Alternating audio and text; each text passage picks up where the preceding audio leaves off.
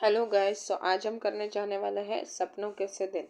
ये चैप्टर गुरुदयाल सिंह द्वारा लिखित है। ठीक है, सो लेट्स बिगिन। लेखक और उनके मित्र के बारे में थोड़ी जानकारियाँ ले लेते हैं। ये चैप्टर्स थोड़े बहुत बड़े हैं, इसलिए मैंने सोचा कि इजी वे में पीपीटी के द्वारा मैं समझा देती हूँ। ठीक है।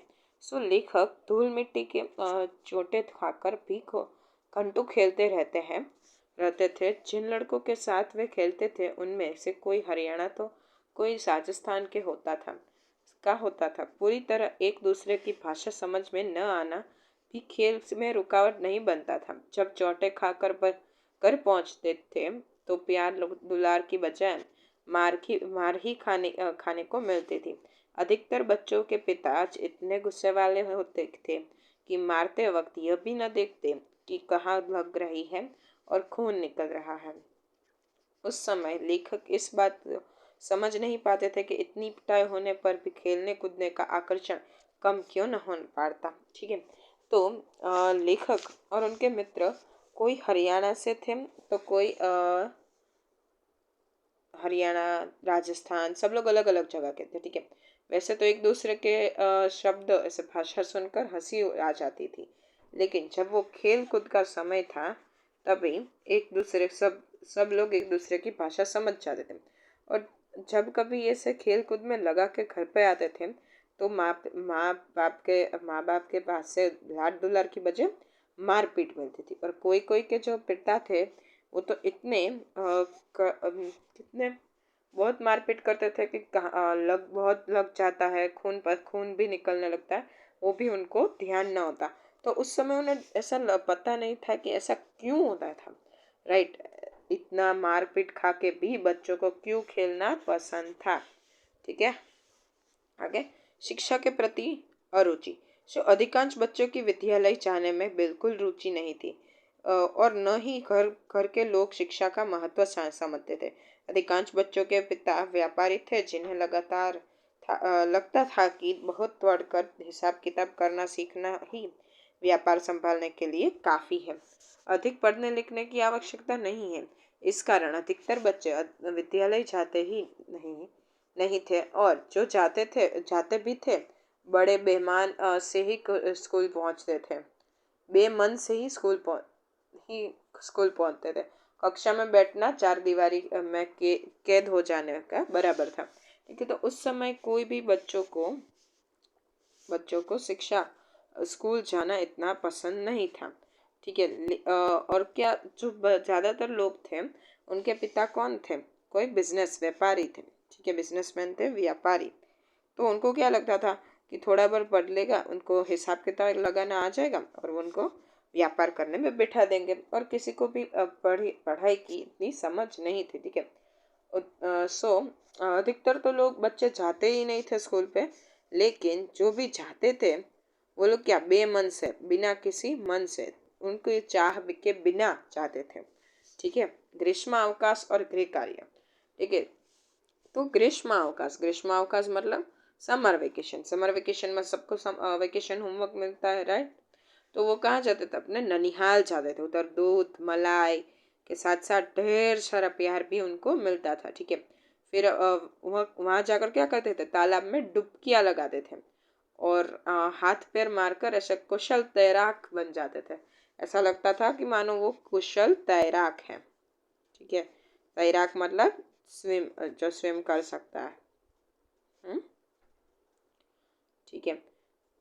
तो फिर जब भी क्या, अगर ना जाते तो भी ऐसे आधा पौना तो ग्रीष्मावकाश खत्म हो जाता। फिर 20 दिन बचे होते थे। कितने? 20 दिन। तभी याद आता है गृह कार्य भी करना है। राइट। तो उनको 200 के बराबर प्रश्न दिए जाते थे। तो वो सोचते थे कि एक दिन में 10 क्वेश्चन कर लेंगे। फिर जैसे जैसे समय कम पड़ता जाता था उनको लगा कि 15 क्वेश्चन और 20 क्वेश्चन भी कुछ कम नहीं है। ठीक है। फिर क्या हो आखिर में किसके बारे में? ओमा और उसकी टोली के बारे में। ठीक है। ओमा के बारे में हम थोड़ा जान लेते हैं। तो वो गठन शरीर वाला था। ठीक है। ऐसे मोटा था और हाइट में छोटा था। ठीक है। तो मार पिटाई का उसको एक दूसरे के साथ लड़ने का तो कुछ और ही ढंग था। वो कैसे कद उसका बिल्ली के बच्चे के माथे पर बड़ा सा तरबूजा हो ऐसा लगता था। ठीक है। हाँ।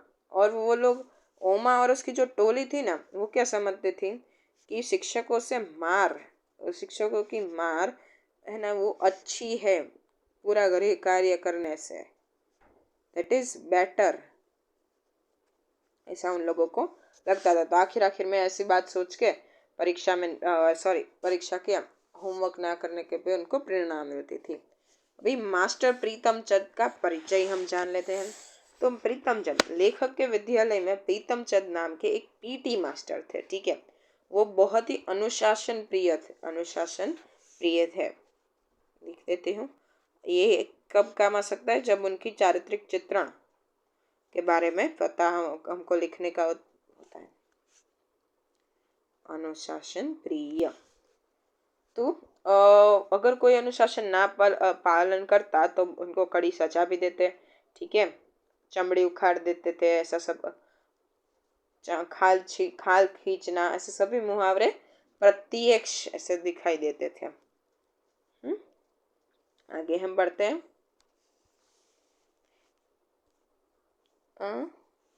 पीटी मास्टर की शाबाशी। पीटी मास्टर की शाबाशी। ठीक है, इधर शायद टॉपिक लिखना रह गया है। पीटी मास्टर की शाबाशी। ये जो शाबाशी उनको मिलती थी जब वो क्या करते थे, किसी को याद है? जब वो परेड के लिए, ठीक है, परेड के दौरान उनको जो पॉलिश जूते पहनते थे, खाकी की वर्दी पहनते थे, फिर दो रंगे रुमाल लेकर जब वो ऐसे कदम कदम साथ में मिलकर चलते और जो बूटों में से आवाज आती थी वो उनको बहुत ही पसंद थी। और जब भी उनको पीटी मास्टर शाबाशी देते थे, वो साल भर के गुड्डो से भी अच्छी लगती थी। गुड्डो क्या है? बहुवचन है गुड के। ठीक है। गुड हम बोलते हैं ना, उसका बहुवचन है गुड्डो। Okay. Now headmaster Sharma ji का परिचय। तो हेडमास्टर शर्मा जी एक बिल्कुल ही विपरीत स्वभाव के थे। कैसे? बिल्कुल ही विपरीत स्वभाव के। और वो कभी भी छात्रों से ऊंची आवाज में तो बात करते ही नहीं थे। ठीक है। और कभी भी गुस्सा उनको नहीं आता। हल्की सी मीठी चपाट कभी कभी लगा देते थे गुस्से में, लेकिन उन बहुत कुछ मार पीटना भी नहीं करते थे। ठीक है। फिर उनको गुस्सा दिखाने का भी कोई अलग ही तरीका था कि बच्चों को वो बहुत ही अच्छा लगता था। और अन्य अध्यापक छात्रों के साथ बर्बरता करते थे। ठीक है। क्या करते थे? बर्बरता। लेकिन जो हेडमास्टर जी थे वो तो पूरे विपरीत स्वभाव के थे। राइट। अभी नई कक्षा में जाने का एहसास। तो लेखक को कभी भी नई कक्षा में जाने की दिलचस्पी नहीं थी। ठीक है। ऐसा क्यों हुआ करता है? क्योंकि एक तो उनको डर था कि जो नए कक्षा में जाएंगे, अगर नए कोई टीचर आएंगे तो उनके मार पीट उनका तरीका अलग होगा। दूसरा, उनको जो पुस्तकें उनको मिलती थी वो नई नहीं थी, पुरानी पुस्तकें उनको मिलती थी। वो जो मास्टर जी थे वो उनके लिए ढूंढ के ले आते थे। ठीक है। पुरानी किताबें। ठीक है, किताबें लिख देते हैं हम।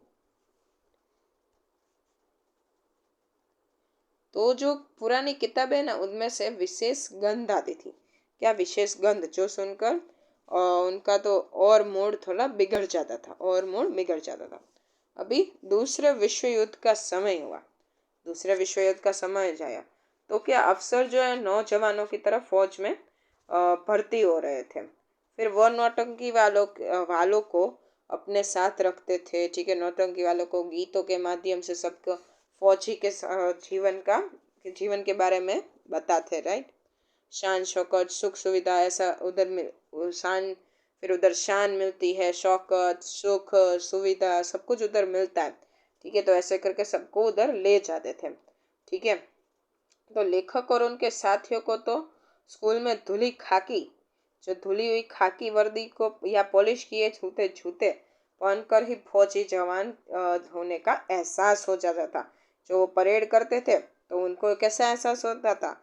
एक जवान की तरह, ठीक है, एक जवान की तरह उनको एहसास होता था। आगे हम पढ़ते हैं।